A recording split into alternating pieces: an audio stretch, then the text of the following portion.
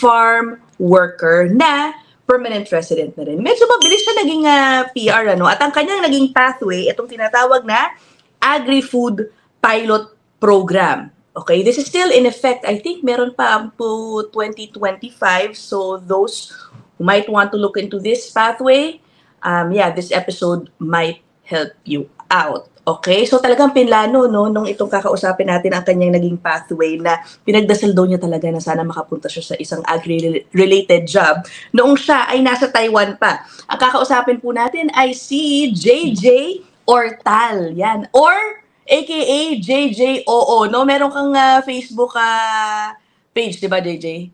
Meron po yung, yes po, JJOO. Yeah, OO. Akala ko dati JJOO. Yung pala OO dahil acronym pala yon ng kanyang talagang full name. Tama, no? Yes po. Okay. Welcome, JJ. At maraming salamat. At ikukwento mo yung naging journey mo dito sa Canada. Okay. Si JJ ay galing Taiwan, ano, before Canada. Sige nga, kwento mo muna sa amin, paano ka napunta munang Taiwan? Doon muna tayo mag-umpisa. What brought you to Taiwan? Hello mga kababayan, ako po si JJ. Napunta po ako sa Taiwan bilang una is factory worker. Trinay ko lang before kung paano maging life ng isang OFW. Tapos yung sabi ko dati is isang kontrata lang, pero nawili, na-enjoy, yun, sinagad na. Oo. Ano ba, kapag isang kontrata lang nun, gano'ng katagal yun? 3 years po. Okay. Pero sabi mo sa akin, hindi ka naman yata nag 3 years. Hindi mo nabuo yung 3 years mo bilang factory worker, tama ba? Natapos ko po yung isang contract ko as factory worker, and then while tinatapos ko yung 3 years is naghahanap na ako ng ibang work na pwede kong malipatan noon, which is yung passion ko po sa farming po. Okay.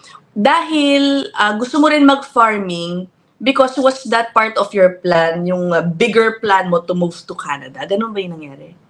Yes po, that was before is kasi yung ako po is my degree po is agriculture major in animal science, and that time my plan was to go in Australia and New Zealand in the dairy industry. Never kong pinangarap yung mag-Canada. Wala sa mindset ko dati. Ano nangyari? Nung nasa Taiwan ka, paano mo naisip mag-Canada at hindi Australia or New Zealand? That time po is yung talaga na-apply ko while gaining experience in dairy po. Nagtatry na akong mag-apply sa Australia at New Zealand. Parang yung Canada wala pa lang. And that time while browsing sa YouTube, may mga vloggers din dito sa Canada na laging dumadaan sa YouTube, pero ini-escape ko lang and then one time is clinic ko siya. And that time po is parang yung content niya is paano maghanap ng trabaho sa Canada. Parang na-trigger yung mind ko.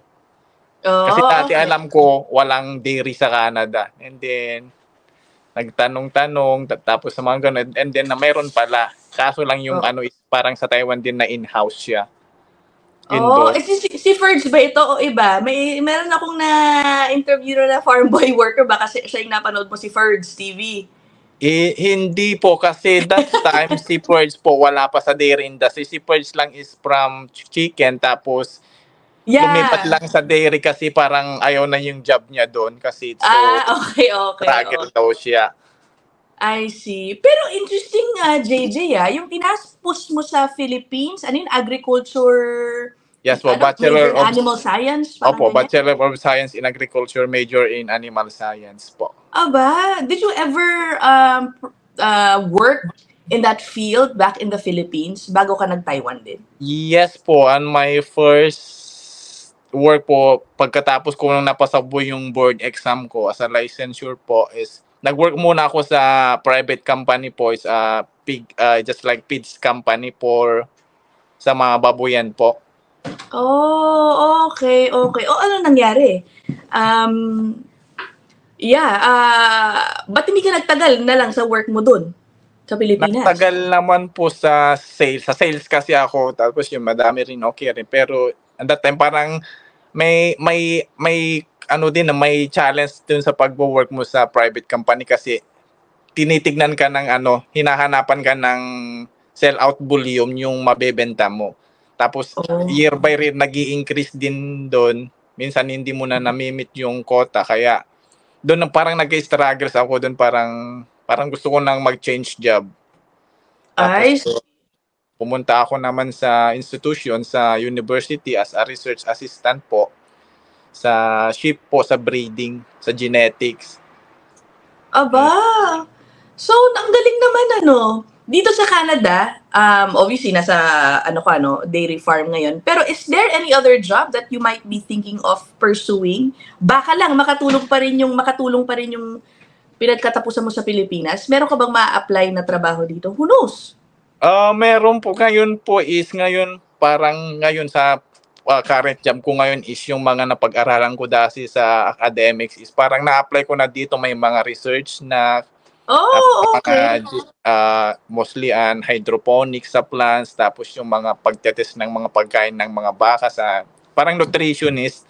Pero I was planning na kung kakayanin pa is parang magpunta ako sa university ngayon, either kuha siya ng parang livestock or kaso plan ko sana veterinary, kaso madaming taon yun, parang hindi ko kaya. Who knows? Pero yeah, you now have that option because permanent resident ka na. At you can, if you need to, you can avail of a student loan, diba? Kung kahit pa paano. Oo nga. Okay, sige nga, balik na muna tayo. Ang galing Sige, balik muna tayo dito sa naging pathway mo. Okay, so from Taiwan, sabi mo, after nung first, tinapos mo yung contract mo sa factory worker. At parang, sabi mo sa akin, bago tayo mag-interview, nagdasal ka talaga na sana mapunta ka sa isang agri-related job. So, ano nangyari? Ano nangyari? Nakakatawa ang Lord, nakakamiss kasi nung bago pa lang ako sa Taiwan, nagko-comment na ako sa mga Facebook page ng mga facilities, yung mga company nagsusupply ng mga equipment sa dairy farm. And then one time, nasa duty ako sa factory, biglang nag-pop yung Facebook ko. At ang isang employer is nag-comment doon. Tapos tinignan ko, tapos in-stalk ko yung employer, may dairy farm siya. Tapos message ko siya na, do we have dairy farm? Sabi ko, meron. Why? I'm interested to apply, sabi ko. Bakit gusto mo apply? Ang daming factory dito sa Taiwan. Kasi sabi ko, yung passion ko talaga is sa farming, especially sa animal, sabi ko. And then, nag-meet up siya. Mga June pa lang, nag-set na siya ng interview. June pa lang, nag-set na siya ng December 2 na interview sa Taipei. Tapos sabi ko, di ko alam kung day off ko that day kasi nag-set siya agad. Tagal. 6 months. Pero grabe ang Lord. Kasi sa Taiwan pala, pag may 6 months ka ng 6 months na lang natitira sa kontrata mo, maglalas medical ka. Pero grabe ang pabor ng Lord kasi si Lord, gumawa siya ng way. December 2 din, ang binigay ng company ko para sa aking last medical sa Taipei. Malapit dun din sa pinagmitan namin. Yun. Ang perfect plan. Yeah. Wow, okay. So obviously, natanggap ka dun, no? At ayan na, ang umpisa na yung dairy farm work. Natanggap ako. Sabi, keep in touch, sabi. Kasi ang nakakatawa, ma'am, yung nag-interview sa akin from Canada, umuwi lang ng Taiwan para i-meet ako. I-interview kasi yung boss ko doon, hindi siya marunong mag-English. Kaya yung nag-interview sa akin, lumuwas pa galing Vancouver. Bakit nasa Vancouver? Citizen siya sa dito, yung nag-interview ka sa akin kasi yung may-ari ng farm sa Taiwan, tropa niya, childhood friend niya.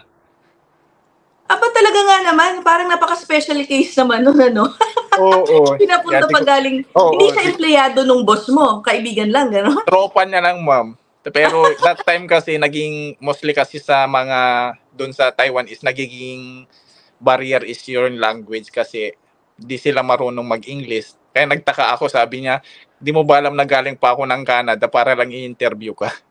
Uy, grabe. I see. Oh, that's nice. Okay. And then how long were you in the dairy farm work dyan sa Taiwan before you were able to get to Canada?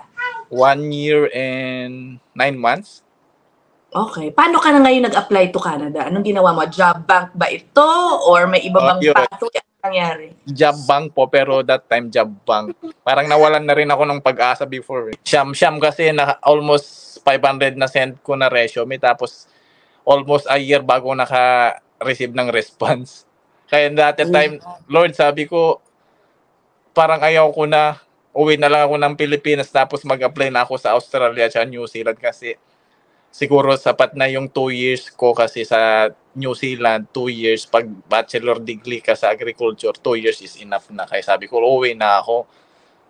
Grabe, 500? In a span of 1 year? Oh, grabe, no? Oo, ma'am. Kasi pag dot-dot ako, nakasave na kasi sa cellphone ko yun. Yung ginagawa ko na lang, nagbra-browse sa job bank, tapos pag nasa break time, yung cover letter ko, ine-edit ko na lang yung location ng farm, dear hiring manager na yun. Ine-edit ko na lang yung yung employer's name or company name, doon ko na lang ginagawa. I see. At lahat ng in-applyan mo, farm? Farm po. Ang dami, 500 talaga nahanap mo. Oo, sabi ko, farm kasi yun nga yung magiging strength ko kasi yung sa dairy kasi yung current job ko is may experience. I see. Grabe, 1 taon. Buti hindi ka nag-give up, nung walang sumasagot. Almost na, ma'am. Sabi ko, Lord. Tapos yun, Lord, ano ba? Sabi ko. Tapos after 3 days yun na, naka-receive na ako ng email sa Australia, Canada, Ireland, dito, lahat sa dairy. Ang maganda, sinet ko 1 day for interview. At sa pag-aaral, napasa ko lahat ng interview, pero sabi ko, Lord, kung ano yung promise land na pagdadalan mo ako, doon ako. Nauna yung Canada dito na nagbigay ng job offer. Oh, teka nga muna, JJ. Ibig mo sabihin, 500 resume. Sabi mo, it took about 1 year before somebody responded, di ba? Yes, ang sinasabi mo, nung nag-respond, sabay-sabay naman sila. Tama ba? Sabay-sabay din kasi ginamit ko sa Australia is Indeed, sa New Zealand is farm, NC Farm, lahat ng website, ganon. Aba, grabe, no? Ang galing nga naman. Sometimes, talagang, it just happens at the right time, I guess, Oo po. Oo. Ko yung Psalm 29:11. Oo. So, you chose Canada because siya ang naunang nag-offer, tama? Opo. I see. Okay. O ngayon, pagdating mo sa Canada, kamusta naman ang iyong naging employer? Oh, by the way, sorry. Did you have to pay for anything pagpunta mo ng Canada? Professional people ng consultant na nag-process ng papers. Okay. Tapos sa employer, LAMIA, wala kang ganun binayaran? Wala po kasi nung na-interview na ako, may positive LAMIA na sila. Oh, yan ang maganda. Yan naman talaga ang dapat. 'Di ba? Sagot talaga ng employer ideally ang lahat ng pagkuha sa iyo kung saan ka man galing, no? Even ticket, lahat, yan. Oo. Naku, ito na anak ko. Okay. Pero, kapag, I'm sure baka nakakarinig ka din na, JJ, yung mga nag-a-apply sa mga farm workers through, let's say, job bank, meron bang mga instances na sinisingil sila ng hindi dapat? Meron ko bang advice, warning sa mga ganun?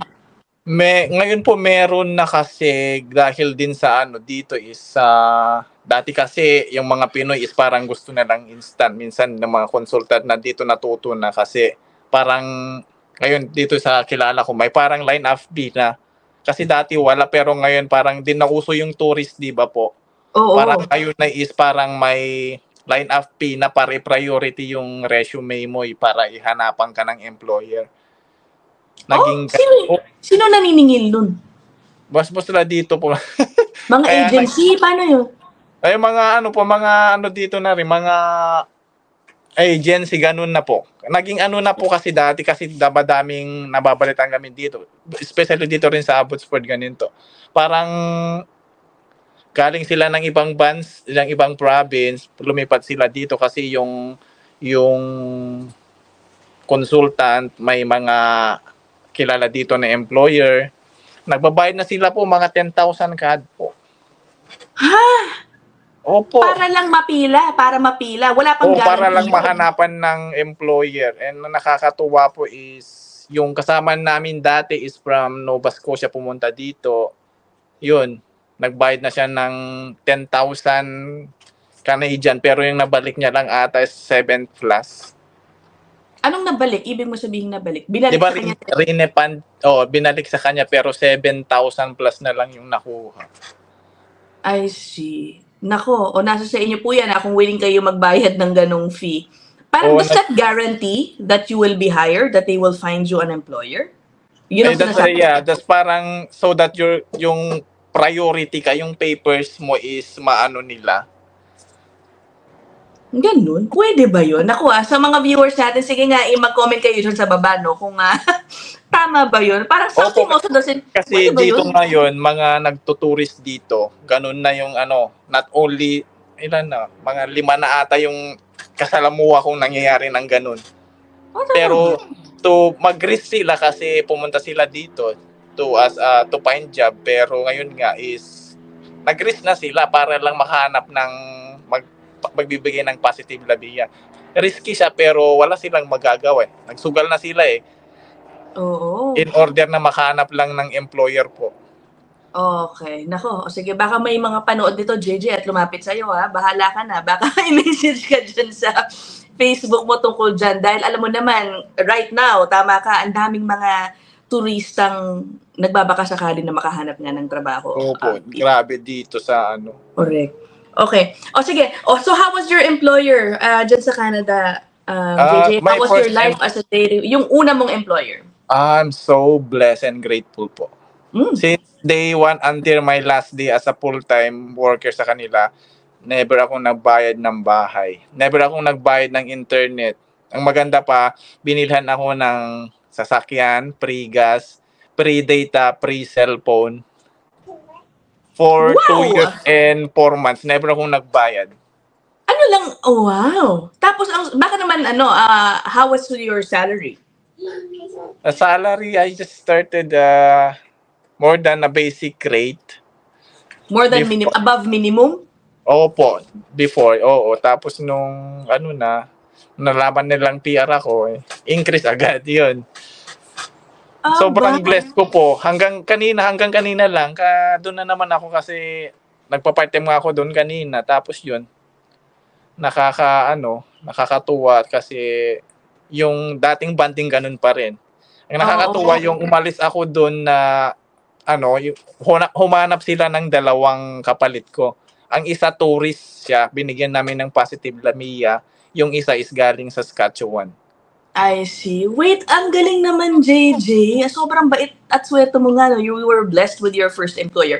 Kasi to be frank about it, hindi ganun kalaki ang sweldo ng dairy farm worker, di ba, JJ? Opo. Or is it also because nasa Abbotsford, baka mas mababa nga ang cost of living sa British Columbia po yung Abbotsford. Kaya, kumbaga JJ, kung hindi ka binibigyan ng mga libre na yun, would you have survived decently with the salary that they were giving you? Yes po. Kasi in terms of rent sa house, kung hindi libre is you're only paying just like 120 a month for the house. Oo, parang may roommates ka, gano'n ang lalabas. Housemates. Oo. Ang maganda rin sa farm is madaming magkakatay sila ng baka, libre na yung lahat ng mo. Nakakasawa ng karne ng baka. Oh, wow. Okay. How was your living condition? Yan, puntahan natin.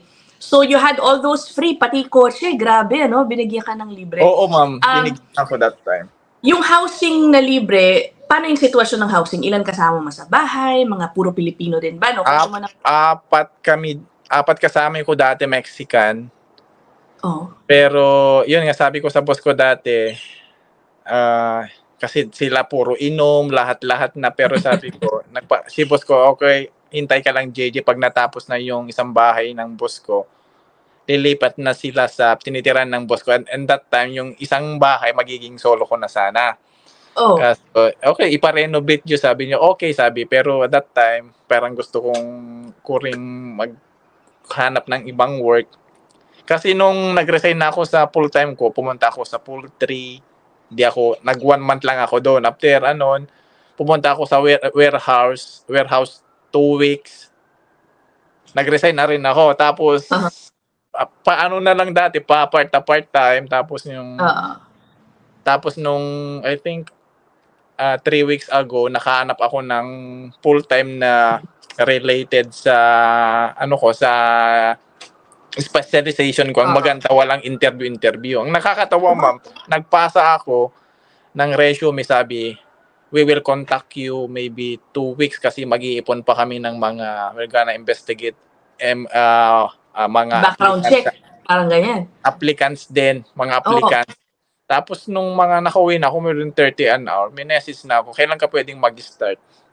Aba? Okay, baka lang ma-confuse JJ yung viewers JJ started exploring other jobs kasi naging PR na po siya thanks to yung experience niya doon sa una niyang employer. Which by the way, medyo hindi nag-aksaya ng oras si JJ. Ikwento mo, di ba? Eksaktong 1 year mula nung nag-day 1 ka doon. Tama ba sa employer mo? Nagpasa na agad siya ng application under the Agri-Food Pilot Program. That's a pathway to PR. So, ayun nga, ano ba yung pilot program na yan? Mahirap ba makapasok dyan? Ano ang qualifications? Yan po, yung Agri-Food Pilot Program po is pag nakapag-work ka na ng 1 year sa isang employer under kung kabilang ka sa NOC code hindi lahat ng sa agriculture jobs is kabilang sa Agri-Food Pilot. Merong mga NOC code na nabibilang lang kasi mostly sa mga floriculture hindi bilong. Sakto yung nag-apply ako 365 days. At that time kasi limited yung space sa slot sa pag-a-apply, lalo na pag skilled ka sa farming, limited 50 ata a year. Pero sabi ko hindi ko kinuha yung yung position na skilled kasi alam ko magiging hassle din kasi limited yung slot. Kinuha ko is general laborer lang. Tapos meron din silang tinatanggap na slots for laborers sa agri sector, tama? Opo, sa skilled position parang whole Canada po because is sa federal program po siya, Agri-Food Pilot federal program. 50 ata nung ng supervisors or skilled position. Pag sa laborer lang mas marami yung slot. Yun, okay.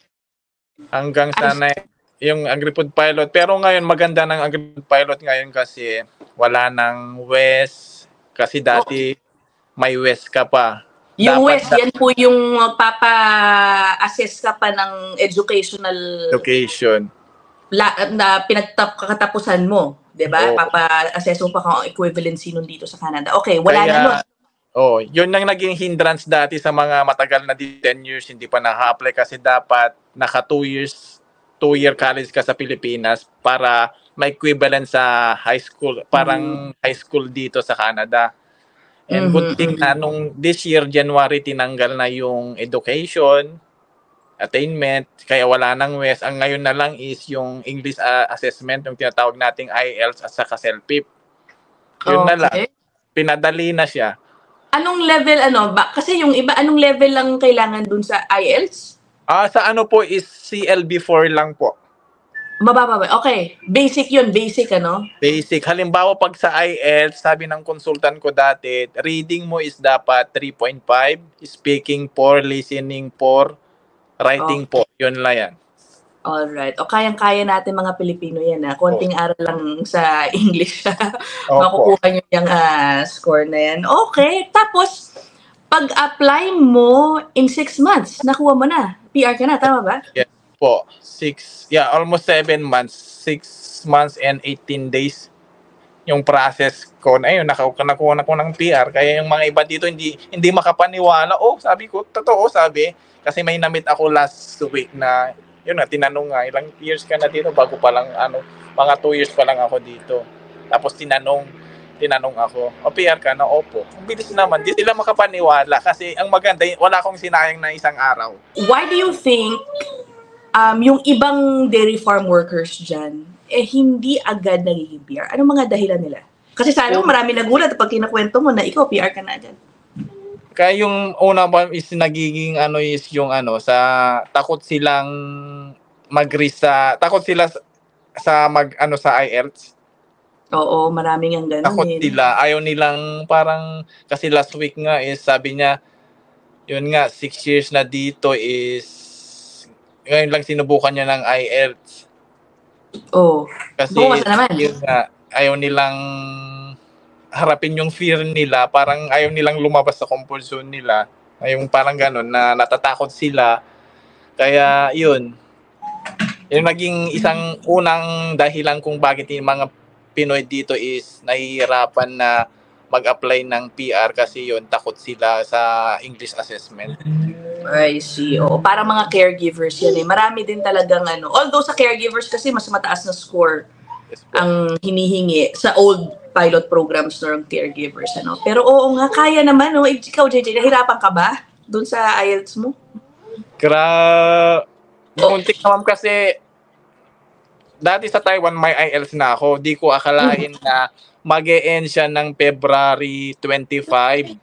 Mag-expire na sa kailangan ko siya ng March 5 that year. Sabi ng consultant ko, kailangan ka mag-take uli ng panibago. Tapos, yun nga, binook niya ako for example, binook niya ako ng Friday and then this coming Sunday, exam ko na. January 8 ako nag-exam ng IELTS. Tapos pumunta ako doon na bangag kasi walang alam. Nakalimutan ko pag may exam ako, pupunta na ako sa testing center. Sa awa ng Lord, binigyan naman ako ng heavenly wisdom na napasa ko naman. Oo nga. Nako, kasi wala eh. Minsan, kapag magpapatalo ka rin sa takot mo, lalong ang dami mong oras na posibleng ma-waste out of fear. Yes, might as well, alamin mo na lang talaga kung kakayanin mo o hindi. Kung hindi ka makapasa, I think you can try again, di ba, JJ? Minsan kasi yung iba dito is parang na-fail na sila, is parang ayaw nilang itry na. Oo nga eh. Okay. Oy, by the way, JJ, again so doon sa mga curious dito sa Agri-Food Pilot Program, kahit laborer pwede. Tama? Opo, laborer, opo. Oo. What jobs ang alam mo na pasok para makapag-apply dyan sa Agri-Food Pilot Program? Agri-Food Pilot is dairy sa greenhouse. Sa greenhouse, especially vegetables. Tapos mga butcher, pwede rin sa Agri-Food Pilot. Tapos sa slaughtering siya, tawag ito sa mga packaging po. Halimbawa, mga dress, sa packaging ng mga dress, pork, or sa processing. Yun po ang alam ko. Kasi may kilala ko dito na under po siya sa flour, which is under pa rin siya ng agriculture pero hindi qualified sa NOC. Oo. Parang ngayon parang pinalitan na parang TER na ata ngayon eh. I see. Okay. So, since JJ became PR, ayun na nga, nag-explore siya ng ibang opportunities. Baka sabihin ng viewers, JJ, grabe ka naman, ang bait-bait ng amo mo. Iiwan mo ba yon? Bakit nga ba? Yun yung question dito, ma'am, sa mga nakakasalamuha ko dito. Oo, kasi tinan mo naman, lahat ng binigay pala sa'yo ng mga libre, no? Siyempre, tutuloy-tuloy lang nila yun kung sakali mang magstay ka sa kanila, di ba? Oo, tapos yung tanong siguro, inalisan mo yung amo mo ngayon, nga sabi. At least, yun nga lesson learned. Pero still, nagpapasalamat pa rin ako sa boss ko, ayun nga, sa Lord, kasi ano pa rin yung bonding. Yung lang yung libre. Wait lang, kasi ngayon si JJ, nagpa-part-time na lang dun sa amo na kinakwento niya kanina. Because he now found another full-time work with a different employer. Tama, no? Paano yung mga freebies na nakukuha mo nun? Dahil part-time ka na lang dito sa amo mo. Ano na? Freebies parang na. Hindi. Ibig sabihin, mula nung nag-part-time ka dun sa original employer mo, libre pa rin niya ba binibigay yung mga yun? Wala na po. Hindi na. Okay. Kasi una is umalis na ako sa bahay. Dito na ako sa downtown sa Abbotsford. Yun na. Doon muna nalaman ang totoong battle sa Canada. Totoong ano yun? Totoong nung lumabas ka na sa comfort zone mo, doon muna nalaman yung totoong battle dito sa Canada. Okay, ano ang naging mga panibago mong battles nung when you started looking for other employers? Ano naging... Unang-una po is bills. Oo, correct. Oo nga. Wala Yeah. ka kasing binabayaran nun sa employer mo. For example, yun nga, example sa house, from 0 to ganun na, graph. Oo. Doon ko na naranasan yung bills sa phone. Kailangan ka rin ng internet eh. Internet dito na sa bahay. Yun. Mag-groceries na. Groceries na, correct. Ano ibig mo sabihin? Are you regretting leaving your employer? Or hindi naman? Hindi naman po, pero a little, but sooner or later, parang na kasi inalis na ng Lord kasi nagbigay siya ng maganda rin ng employer na yun nga. Kasi dati ang main reason po is for almost yun nga ilang taon na kasi kalaban mo sa dairy is gigising ka ng maaga. Broken time siya. Okay. Kasi dati nung ako doon 4 AM yung start ng work until 9 ng umaga, tapos 1 to 6 or 7. Tapos nung bago ako umalis, nag-change routine na is yung milking na nila is 2:30 AM na. So paiba-iba. Yun pala yung medyo iniiwasan mo na ngayon. Dito sa bago mong full-time, ano nang working hours mo? Dito po, minsan pumapasok ako 7 to 4, 5, 6. It depends kung gusto mong mag-overtime. Okay, go sige JJ, sorry. 7 to 4, 5, 6, ganun po. Kung gusto kong mag-overtime, may mga naman dyan. Minsan nag-check ng baka, ganun din. Same farm pa rin, pero mostly nasa ako sa beef industry na. Okay. That's nice. By the way, nakalimutan ko, JJ. May family ka ba? Wala pa po. Ay, okay. So, you're single. I see. Yes, Akala ko kasi kung PR ka, baka it's been 3, yung ba naging struggle 3 months na, naging Tapos I'll only crying to the Lord, you give the best. Okay. Congrats din sa PR mo, JJ. If may ibang tanong yung mga viewers, baka gusto pa nilang malaman tungkol dito sa naging pathway mo, they can follow you and can they message you privately sa Facebook mo? Pwede mo akong dito. Pwede rin po kayo dito sa sa aking YouTube channel po, sa JJ Canada, meron din po. May mga pinopost kasi doon sa mostly sa YouTube ko dati is paano ako naka-apply ng Canada, paano yung mga format ng resume ko, yun yung ginaano ko dati. Which is naman na may nakakatulong din. Pero you can message mo po sa JJOO. Pero minsan lang po, kung wala kang work-related experience, hindi ko mag-doctor yan. Okay, Anyway, siguro, basta JJ will give you advice based on his experience. Yes, ayan, kung meron man kayong itatanong.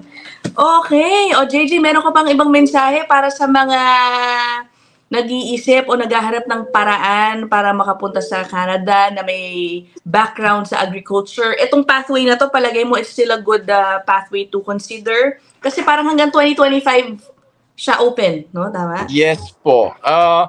Parang halimbawa kung May na, kung hindi ka pa nakapag-start ng within this last month na parang hindi ka na magiging qualified kasi dapat naka 1 year ka. Pero yun nga, hindi ka na magiging pero we're praying po, still pray yan kasi answered prayer for 2 years, answered prayer na extend. Kaya we're praying na yung pilot program is maging permanent program na.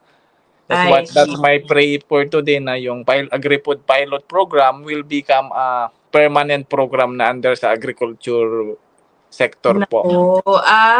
Okay. So that's one issue pala. Kasi po itong AgriFood pilot program, again, hindi natin nabanggit, this will end May 2025.